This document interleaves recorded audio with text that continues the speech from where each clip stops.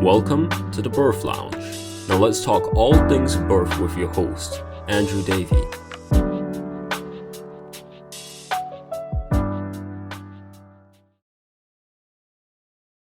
This podcast is brought to you by iBirth Professionals. Hey everyone, welcome episode 9 to the Birth Lounge. Welcome.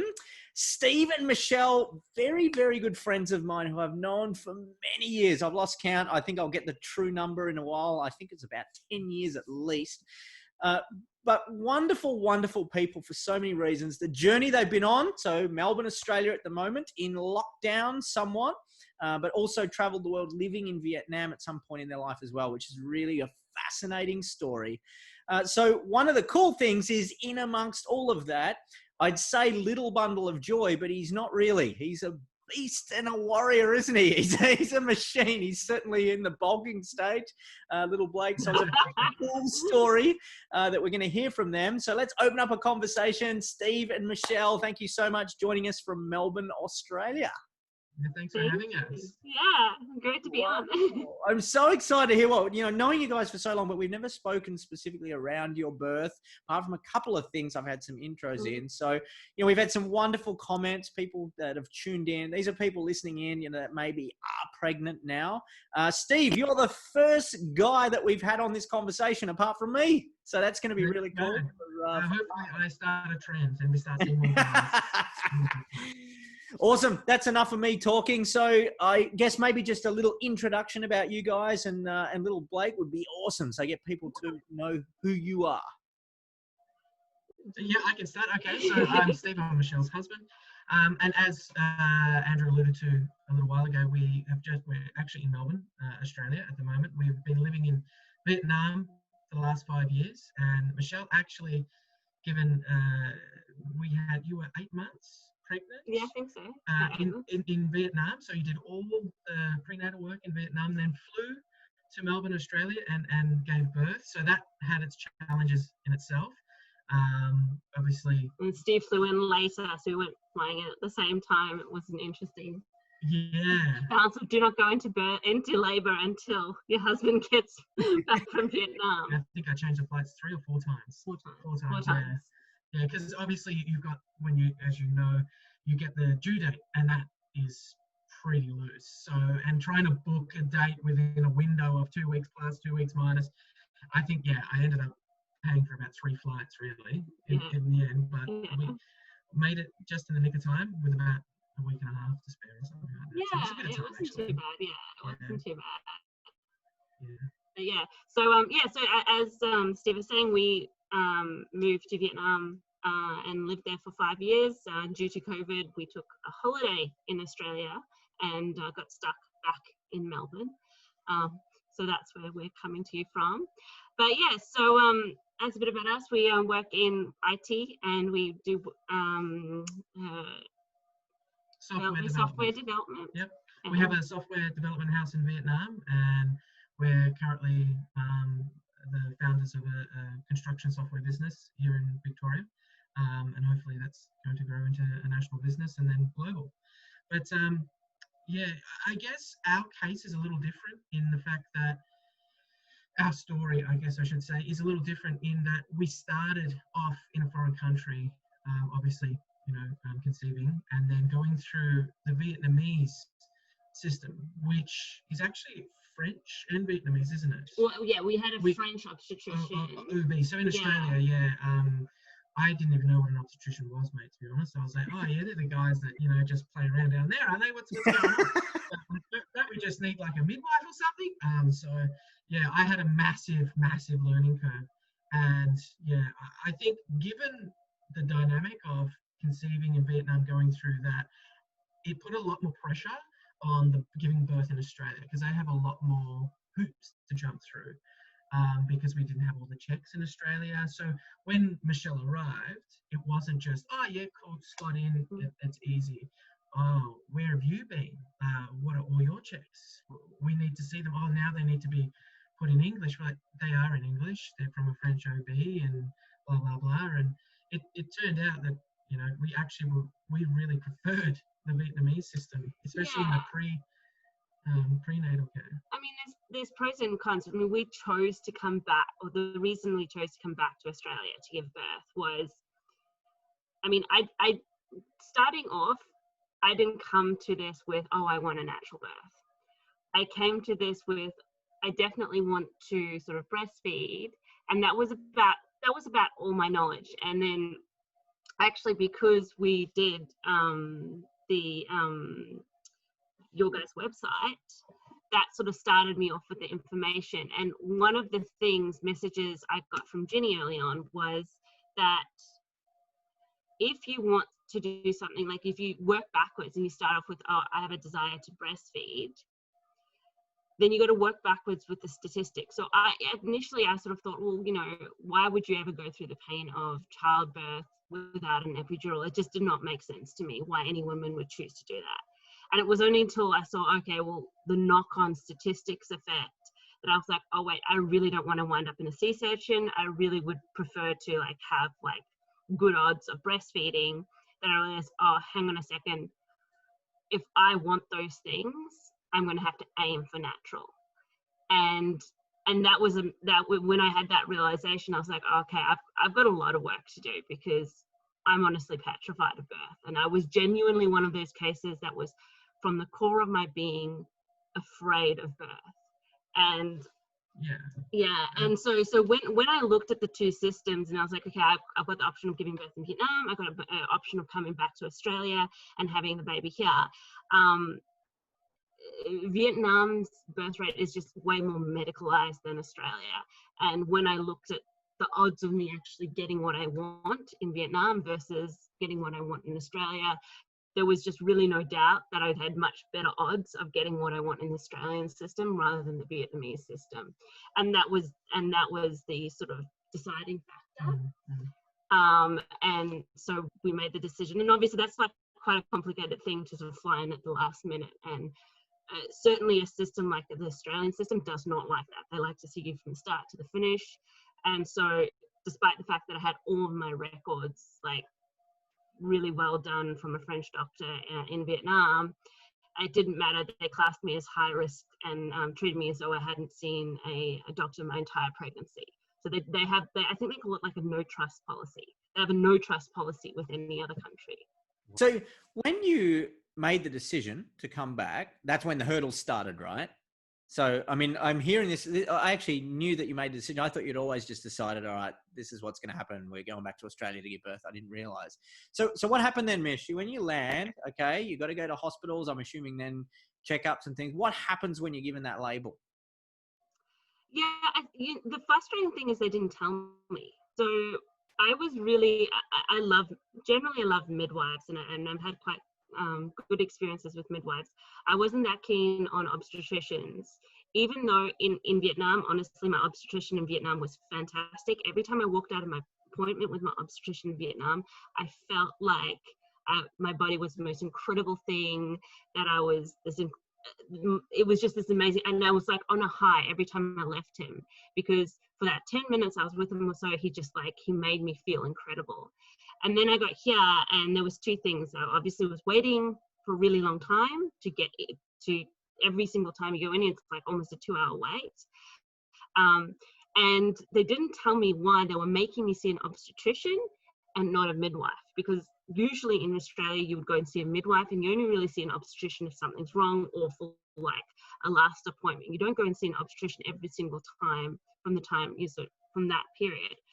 And so the frustrating thing was they wouldn't tell me why, and it was only because I had a friend who's in the system, and she looked it up, and she's like, no, it's because they have a no trust policy. So I guess that was very frustrating, that they wouldn't explain to me why I wasn't allowed to see a midwife instead, and therefore not have to like sit for 2 hours at 9 months pregnant, sort of like lying on the floor of a hospital, because it's like uncomfortable to sit there around there for 2 hours.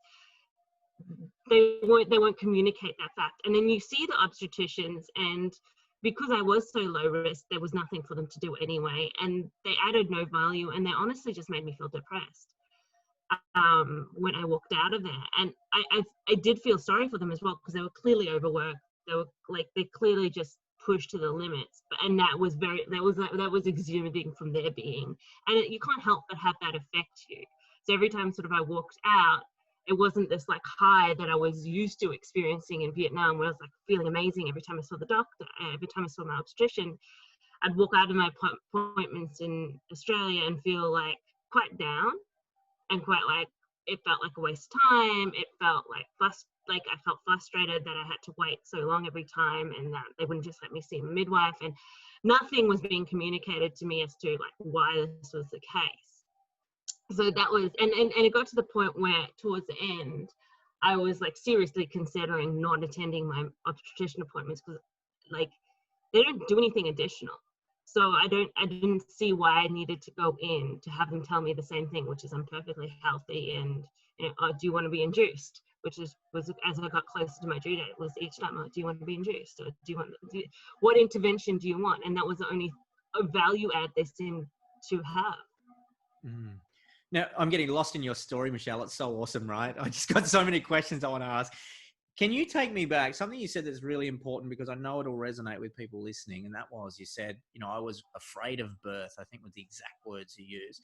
Maybe take us back and help us understand up to the birth.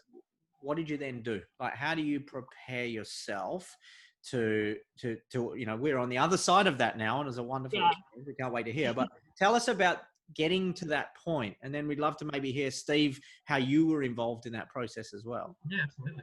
Yeah. So I made a very deliberate decision once I was presented with the statistics and the information, that I realized that if I want X, Y, and Z, I need to basically aim for a natural birth, because if you aim for anything lower, your risk of intervention goes up. And for me, the worst case scenario was ending in a C-section, and I just wanted that to be a really low.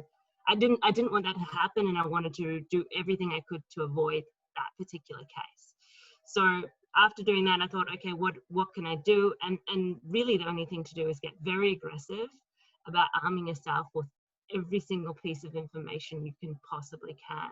And it really is exactly that, is just getting very aggressive about that. And so, we took the Jenny's course. I did an insane amount of reading, and just, and also one of my best friends is a midwife, and just picked her brain every step of the way. And so that's what I did. So there was the information side of it, and then there was the mental side of it, that I realized that there was this fundamental fear that if I didn't do something about it, it wasn't going to end well. I had to fundamentally change how I felt and how I thought about birth. The thoughts that came up in my head, they needed to change. Everything, the way my brain was wired around birth, I had to change.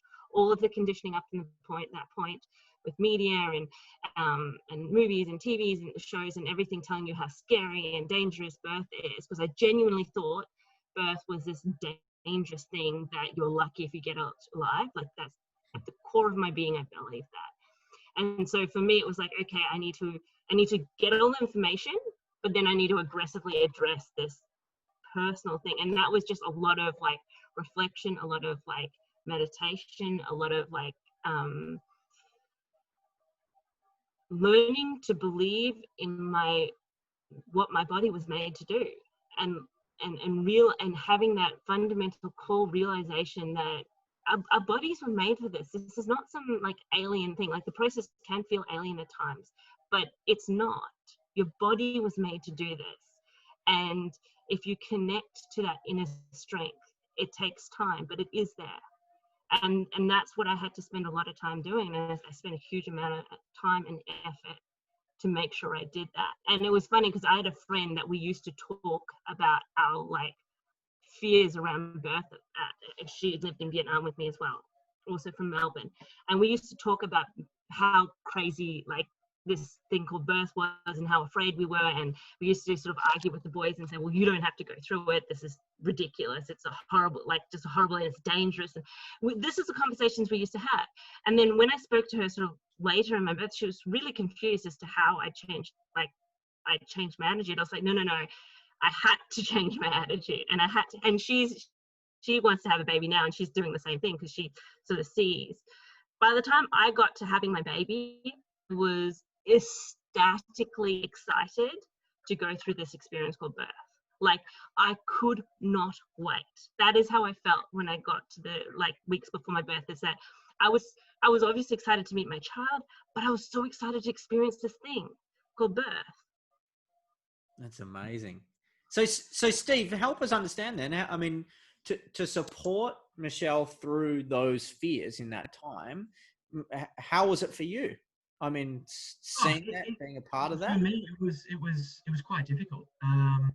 So once we got the news that we're in Vietnam and Michelle's pregnant, we were like, that's fantastic, awesome. Then obviously a flood of fears come on Michelle's side, and I'm like, hey, wait, no, hang on, wait, this is awesome, isn't it? This is what we wanted. But then the situation, it's not a situation, but being in Vietnam, not around a support network of family and friends, all those sort of thoughts start to come through to your head, and you're like, okay, how is this actually going to play out? I don't know. Like, where can we, in Australia, they offer all these classes and you go to them and all that sort of roadmap is done for you. We had to go searching for those answers because we're not plugged into any system over there. We literally had to go and do some research and find, where do you go in Vietnam? How do you find those answers? And that's when, we started, obviously, we were in touch with 4 Trimesters and Ginny and yourself, and we started really understanding that, hey, we're going to put a game plan together. We need, early on to put a game plan together. And as a male, it's quite removed. It's quite hard because it's not growing in you. And you see your loving partner go through, it's uncomfortable. Michelle had very bad morning sickness. I'm talking, she couldn't eat properly. She was lucky to get a smoothie down a day. And that went from week... Until about 6 months pregnant, and then continued. But it was about week 8 or 10 or something? Yeah. No, later than that. Week 12? No, week 7. Seven, okay. And it went solid. We were and everyone kept saying, oh, it's really, really positive. It's really good. And I'm like, how have we survived evolution like that? Back in the day, you just get killed because you're doing nothing but throwing up everywhere. What's going on? And I had a completely, Michelle had a very fear mindset at that start, and I was completely oblivious. I was like, no, it's fine. Everyone does. It's just birth. What are you talking about? And I had to do a massive amount of learning and understanding what Michelle was going through to support her. My job is just to support her, whether it was get a cup of tea, massage her feet, be a shoulder for her to cry on, things like that. There's nothing more we can do, really. It's all happening to her. And I guess going through some of Jeannie's content and going through her courses, that was the first time where I really felt a part of the birthing experience and in the prenatal sort of thing. So it was things that I could actually do to alleviate her pain. And so arming myself with that knowledge was really, really good. Now, Michelle and I are very close. We run a business together. We're together 24/7. We're basically not apart. And during this period, it was quite hard because the business was taking off quite a lot, and Michelle was obviously extremely sick. So she went deep into research mode. And what would happen is the gems she would find, she would pass on to me. And honestly, I probably should have listened to more at the time. And I probably should have done a little bit more research. But just the gems that I did pick up from her and from yourself and Ginny was so powerful when it came to the birthing room when we got to Australia, that it made the journey up to there so much more easier.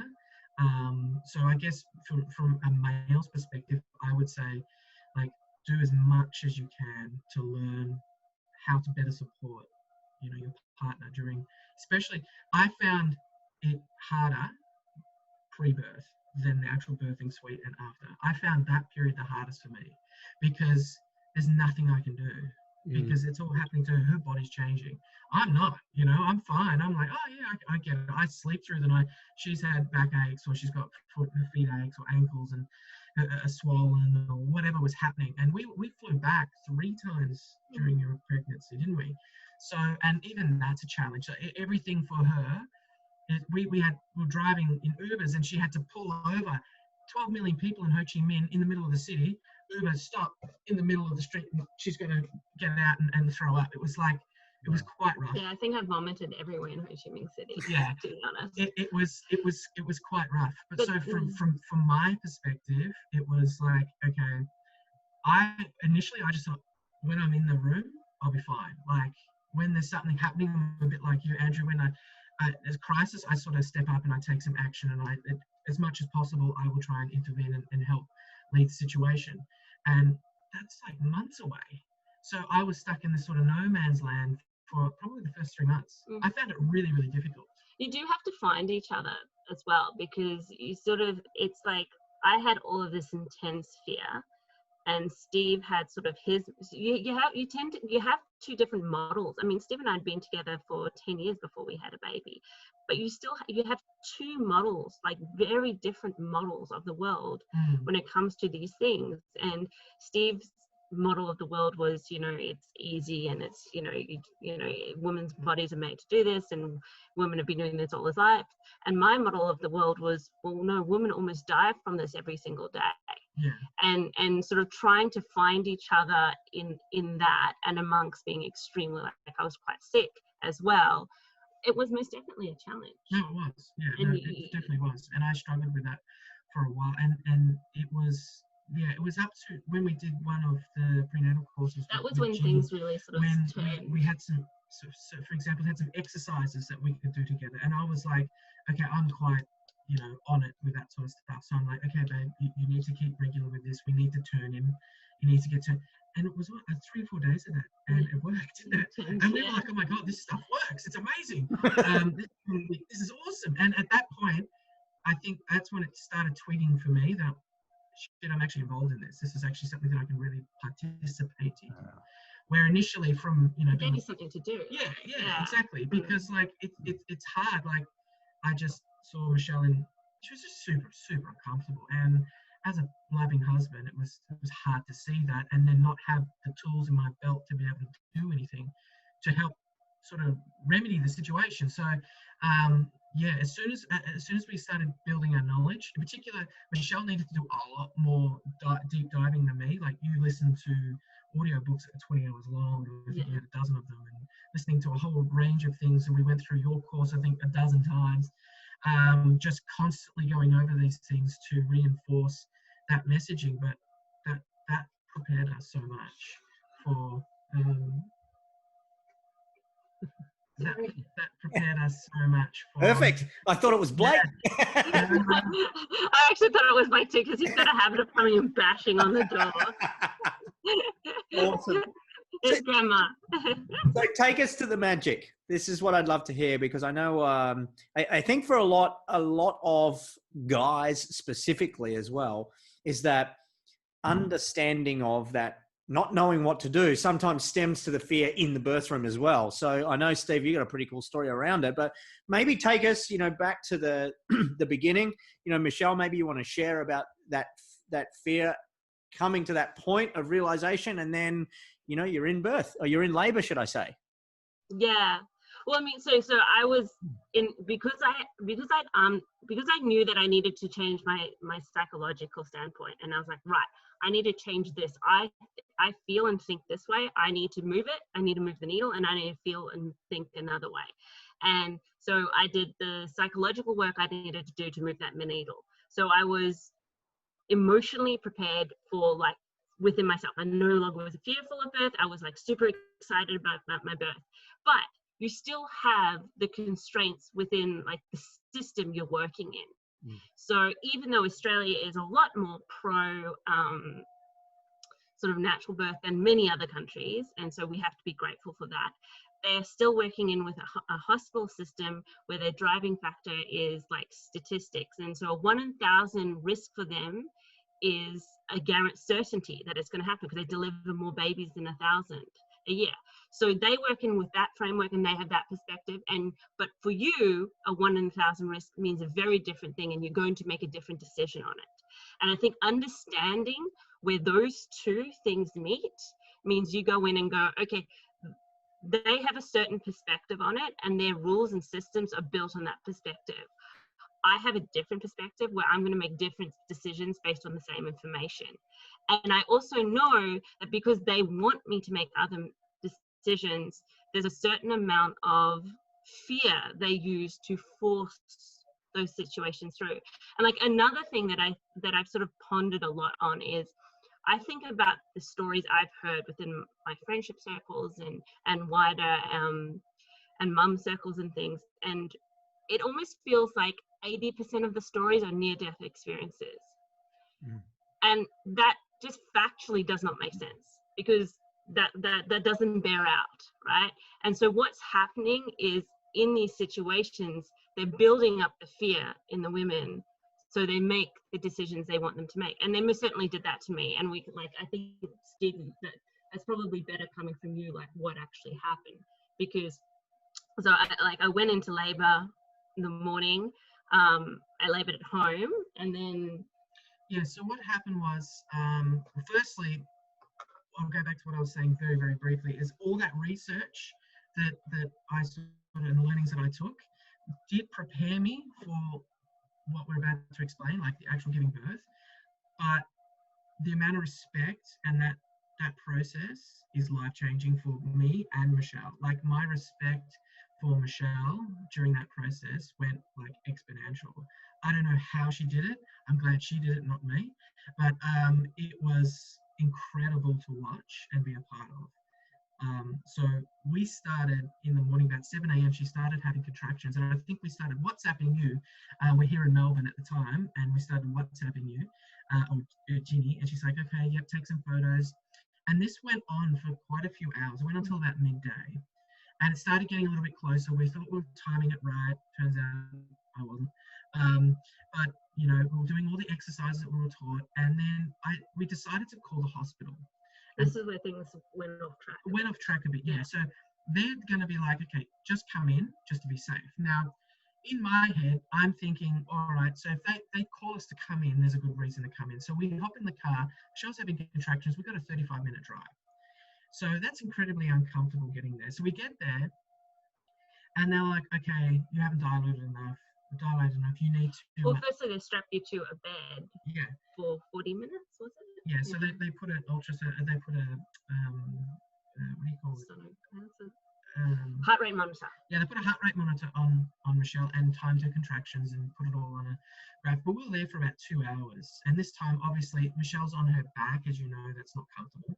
And they didn't really want her moving around. So they haven't strapped her to the bed, but they've strapped this thing to her stomach. She's lying, they're having contractions. It's just not a nice setting. It's cold. It's not warm. They're trying to be nice, but they're in the room for 30 seconds, then go for 40 minutes. So I'm like, what's going on, guys? I've got the bag packed ready. We're here. Let's just get in a suite. No, that doesn't happen. You need to be like however many centimeters dilated. You got to go home. And at that point, Michelle broke down. That was like, okay. Because you're like, I prepared for everything. I know not to go to the hospital last minute, but I trusted what they said on the phone. Because they can't ever tell you not to come in just in case, right? So they tell you to come in, you drive half an hour, and again, like that lying on the bed, I know not to lie in the bed. I did enough research to know that I shouldn't be doing that. And I was in so much pain, and it really took a lot of toll on me to just lie still on the bed, and because she kept telling me to stop moving around because it was affecting the monitor and stuff. And so not only when they told me, oh, you could go back home, and I'm like, oh, so now I've got to do like another hour round trip basically. And it just sort of broke something inside of me, because I'm like, I felt like I allowed myself to be railroaded there, and we'd let it out of our control, and that was like a thing you got to get on it. So that was, I guess, the first time for me where I'm like, hey, this is not our plan. We want to have a natural birth. We want to do all these things. We want to be able to move around.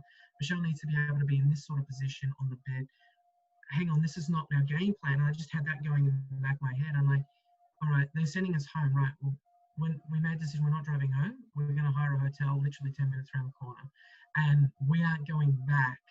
If we come back, it's because his head's out. Like, we're not doing this again. We're going to leave it to the absolute last minute.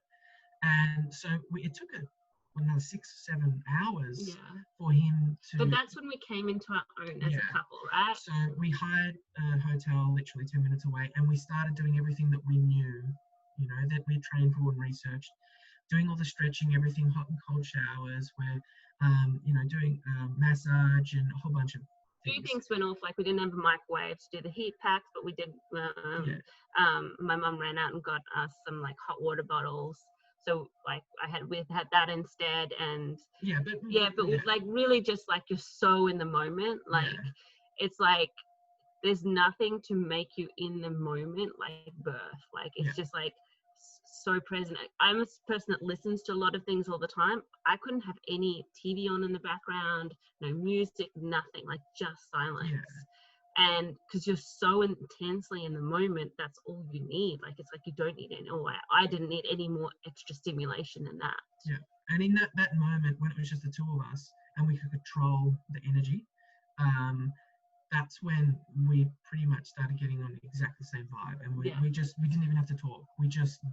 I knew when she was in pain, I knew where to rub, I knew what stretch she needed. She just knew that she could lean on me and I would do that. She would, not get to the toilet in time and I'd be there. She would need to have her back stretched in a certain way and I'd just do it.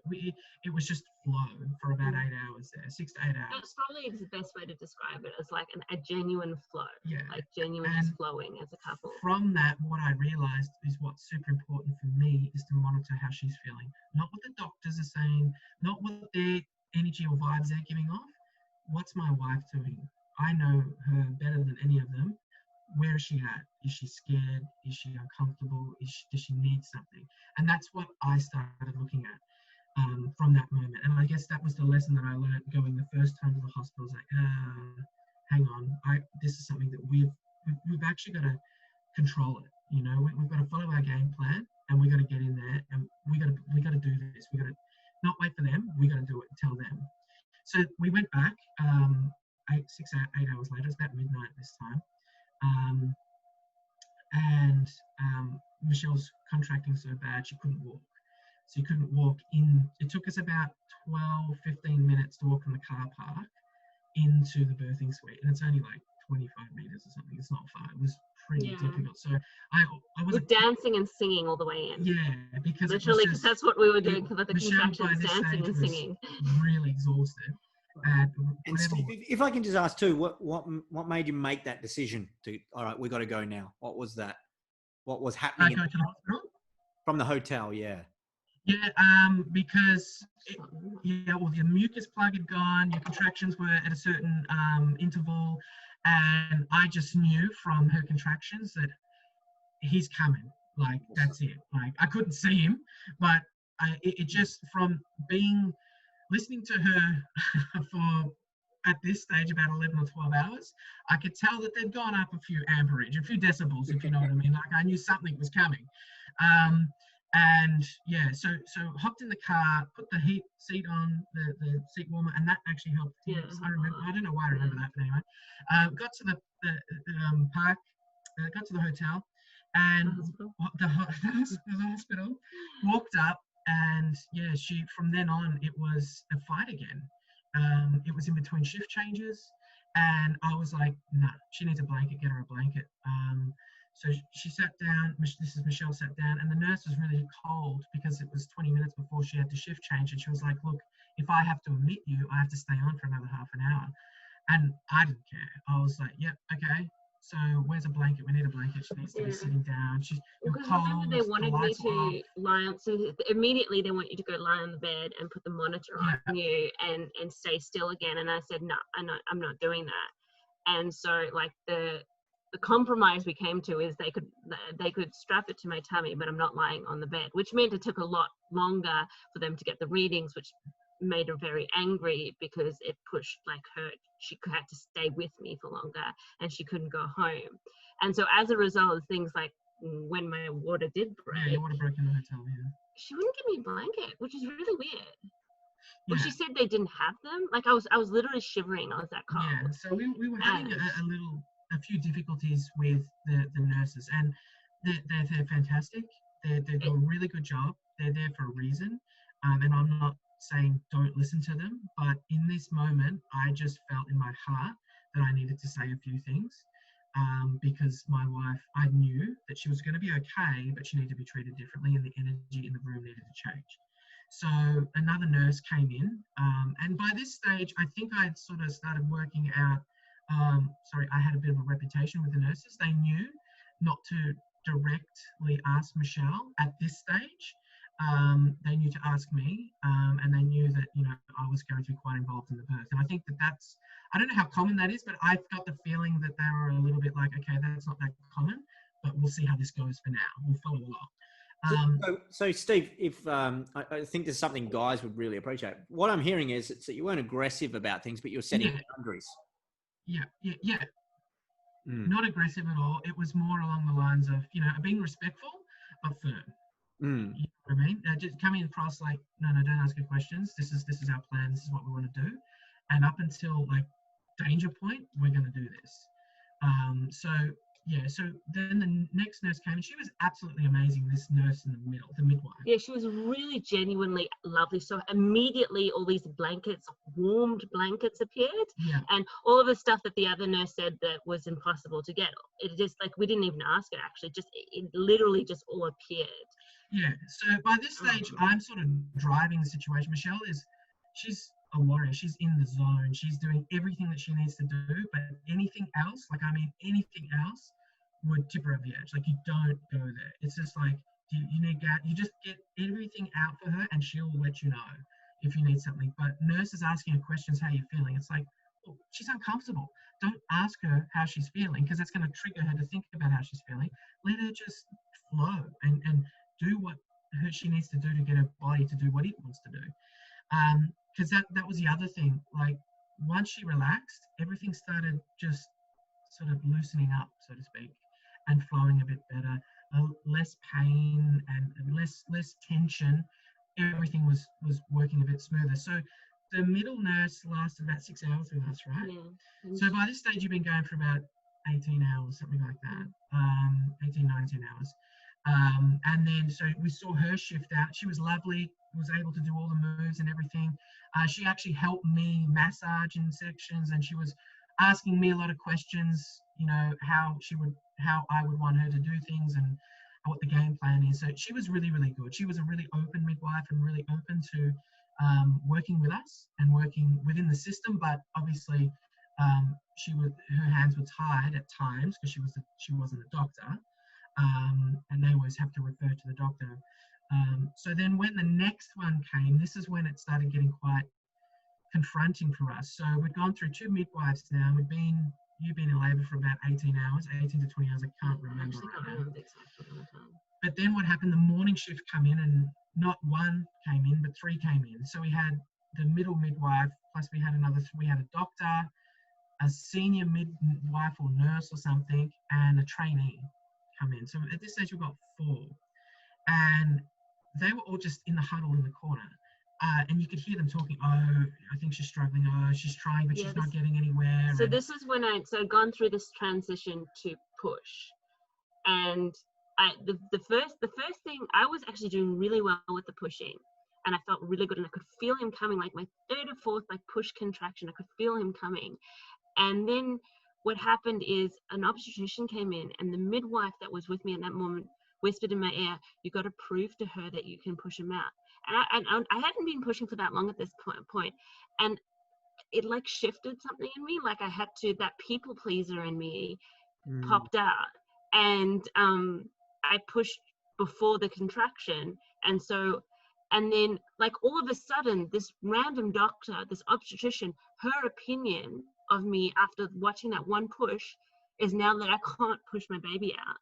And that shifted everything, and everything sort of went a bit like awry at that point. Yeah, so at this stage we've got about 5 people in. Then they're starting to say, look, she's been pushing for too long, she's quite dehydrated. So they brought in another nurse to try and put an IV in, and they're asking her, can I put an IV in? And I was saying, so by this stage we had 5 to 6 people. Then they started talking about, oh, we need to, get the forceps, or we need to cut you. And then all of a sudden, 2 of them went out, came back in, each with 2. So we had about 8 or 9 people in here, 2 doctors, a head nurse, the head obstetrician.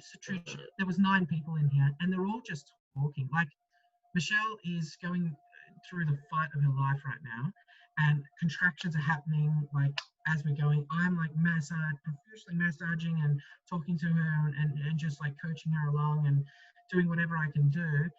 And they're just talking amongst themselves, and they turn around and they're like, can we put an IV in you? Can we do a TNC? And they asked her directly. They didn't go through me. And I'm just like, excuse me, what are you talking about? Can we take this outside? And they're like, well, no. And I said, like, everyone out, please. Just everyone out. There was one nurse at that time trying to put a needle, an IV in her arm, and couldn't find her vein. So he kept stabbing her. And I'm like, stop. No. It's not, just give it a couple of minutes. Let's all go out, please. So it was at that moment where I just quickly went out with them and just said, look, this is our game plan. This is what we want to do. If you want to talk to Michelle, give her a few minutes. Like, you've just come in here. You've completely changed the energy of the room. And I could see Michelle, it just went, she clammed up. I actually started crying because I yeah. looked up and I saw an obstetrician shake her head as I was pushing. Yeah. And honestly, it just made me cry because, I mean, you're trying to do, like, you just need support at that point and you're tired. And I was just, in that moment, I felt like giving up. I was like, I don't have the support to do what I need to do here. Like, I can't push this. I can't both push this baby out and use all my energy and be using the same amount of energy to also argue with them and tell them that I'm good enough, which is what I felt like I was doing. And the thing that really got me is they were saying things to me like, oh, your baby's heart rate could crash. Now, then you ask them, well, how's my baby's heart rate? Well, Blake's heart rate was barely going down during contractions. He was a giant, like, robust child. Oh, you could hemorrhage. My blood pressure was completely fine, and I knew, you know when you're good. Yeah, but we knew to ask those questions from your training and Ginny's training before trimesters. That really came in handy because that armed us, and they're like, okay, we can't actually just force these guys. We can't threaten and scare them. So what ended up happening? So I was never scared for my child's life or my life. Like, that was a big thing. I felt demotivated and upset because they were hurt, like, because of their behavior. But at no point did I genuinely believe my child or my life was in danger, because I knew I knew how to read the monitor, and I knew, I knew I was fine. I knew he was fine. And when you asked them directly, they couldn't say otherwise. But then they would say, oh, well, he could crash and you could hemorrhage and all this sort of stuff. Yeah, so what came out was when I took them out. Now, I don't remember exactly how over we were their sort of allotted or allowed time to continue to naturally push for insurance reasons and things like that. I think the typical, they'll let you go 1 hour over, but that's we went 3 max. hours. I think we were at 3 or 4 by this stage. Like, I had pushed back like a lot with them at this stage, to the point where when the morning shift came in, they're like, look, we have to have the head of the hospital come down because, like, we're liable if something goes wrong. That they really started putting on like a lot of law jargon on me, and I'm awake for 20 hours at this stage. I feel like I've done a marathon and I've done nothing compared to what Michelle's done. So we're completely spent at this stage, and that's when they really started putting on a lot of these excuses. So I kicked them out. And it was just Michelle and I for a few minutes, and you did sort of settle yourself. You got back into your breathing rhythm, and then the trainee nurse, or the young nurse, I think we recentered that. Yeah. No, I can't. Like, Steve's like, okay, we're gonna do this. And then we also had a student midwife, and she whispered in my ear, "You do you." Yeah. You do you. Now, she obviously couldn't say anything because she couldn't go against the doctors and the midwives. But she just she could see that what was happening. I think student midwives, they tend to be a lot more, they're not less sort of jaded. Yeah. And so, and then she just whispered in my ear, and like, all of a sudden I was like, right, okay. I've built myself back up, you know? Yeah. But we had, like, Michelle had fought for that goal, which was to have a natural birth for 23 hours at this stage. And we had pushed as hard as we felt that we could push at that time. And so the doctor came back in and said, look, we're going to give you another half an hour. You got to show progression, and if you don't, we're going to have to intervene. So even that in itself was a bit, that sort of got you a little bit like, okay, all right, I'm pretty spent right now. Yeah. And I think at that point, what we realized is that you can push to a point, and what also kept me in my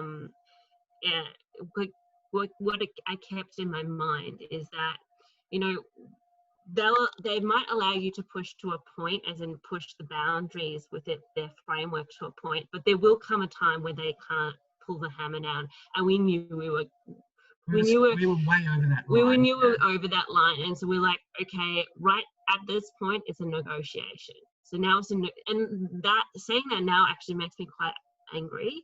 But at the time, it was like, okay, how do we get the optimal scenario, like as close to what we want as possible? And the negotiation we came up with is allow them to do an episiotomy. So they did an episiotomy, and he was within like 2 pushes, 1.5 pushes, 1.5 pushes. popped out. But the thing is, everyone, once we'd had that negotiation, so when Steve said everyone out, and you can come back in when you've like changed your attitude, basically. And then they came back in. We had this like positive negotiation. The doctor was lovely. The lady, so there was also another switch over obstetricians, because there was like, but no one was leaving. Everyone was like, there were switchovers, but no one was leaving. Everyone was staying in the rooms. It was just like getting more and more crowded. And so she was actually really good, because she was we could work with her, and she wasn't just saying like, oh, C-section or anything like that. She was actually being like reasonable and working with us. And so that's what we agreed to. And she was actually amazing afterwards too. She was good, yeah. So then he came out. He was on the chest, and that was the weirdest thing for me. He was blue or grey.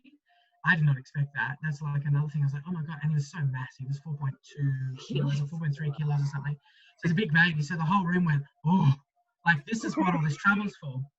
And then literally, I think 15 minutes later, I had this massive migraine, and within half an hour of him birthing, I was gone. I was asleep in the chair next to Michelle. I was just completely wasted. I was exhausted.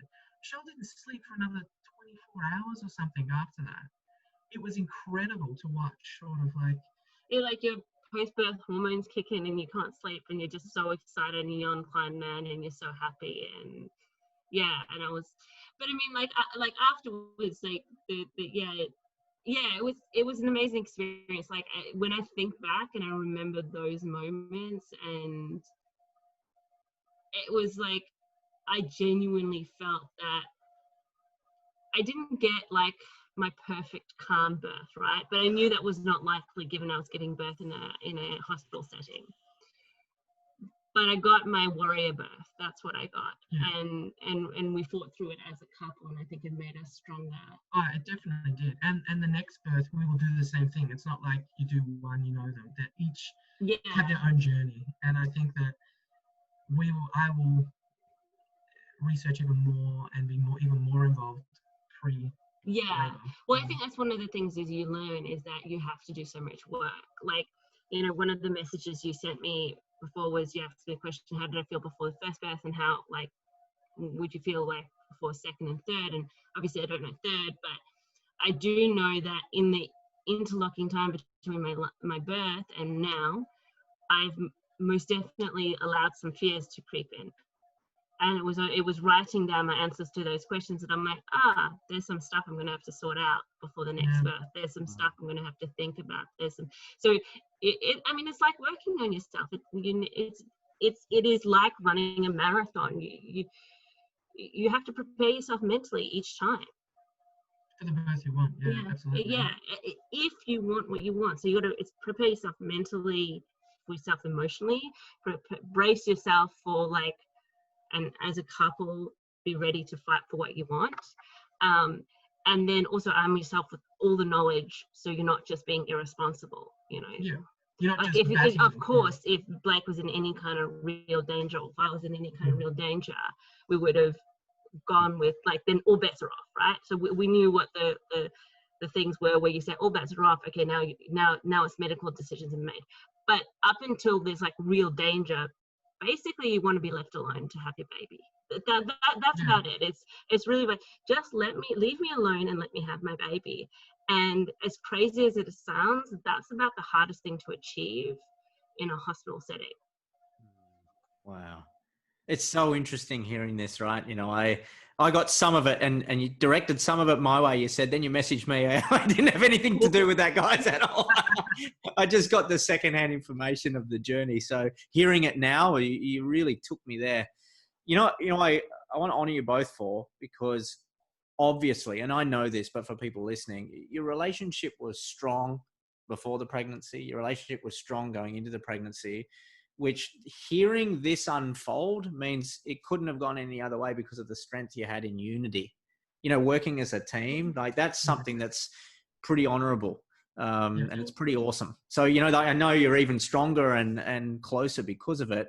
But it's really acknowledging and highlighting how close you were, so I think that's really awesome. I have a question for both of you, and maybe you can answer as individuals. If you know someone's listening to this and their first timers, and Michelle, perhaps, those same fears or different fears, but feeling fears when it comes to birth. And maybe you can direct that to the ladies, and Steve, you can direct it to birth partners. What would be your one piece of advice? Absolute, they've just found out. What's your one piece of advice that's so important that you'd really love for them to hear? What's your message? So my big thing is work out what you want, and it's not predetermined. If what you want is a scheduled C-section and no drama, then that's what you want.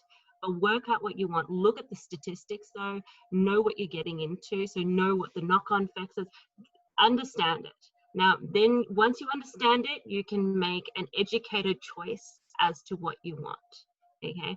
And then once you've made that choice, then figure out what you have to do that. And I think that for me, I'm all about information and statistics, and those things really, really give me a lot of comfort. But it's like, don't think that you can close your eyes and things are going to work out fine, because birth trauma is real, whether it's, emergency C-section or predetermined C-section. Birth trauma is real, and you want to protect yourself for that. So work out what you want, make it an educated decision, and then work backwards from that. Yeah, that's gold. And Steve?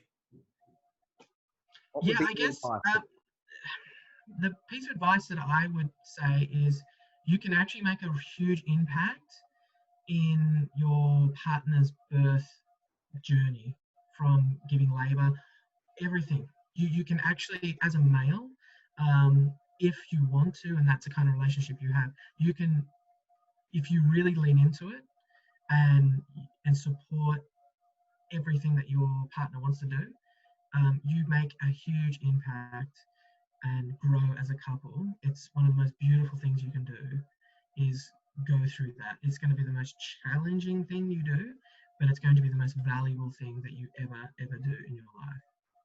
Wow. When we say challenging, we won't talk about parenting, will we? We save that for the next podcast. Yeah. A whole other thing.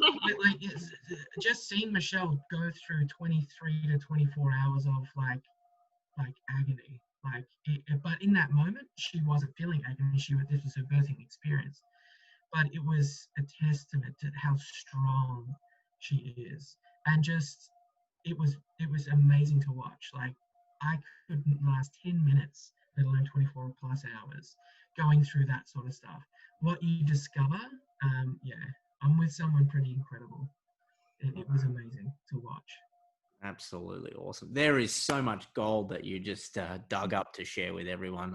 I'm listening in, and I think what I love too is the way in which you shared that really took us there. So I really honor you both for that. You left nothing, I guess kept as a secret. You put it all on the table. So I'm really grateful. I know somebody listening into this will take some of what you've shared, if not all of it, and it be that inspiration for them to have the birth that they truly want as well. So Michelle, Steve, thank you so much. Enjoy the rest of your time in Melbourne until you get that ticket out.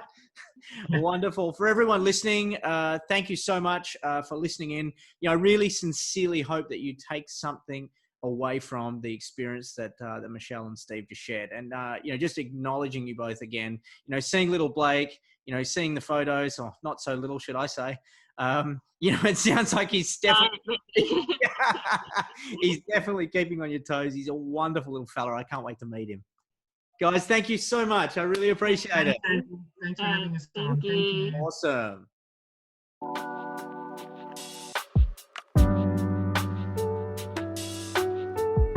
Thanks for listening. If you have the voice to empower the birthing world, speak up and reach out to us. We would love to hear from you. Until next time.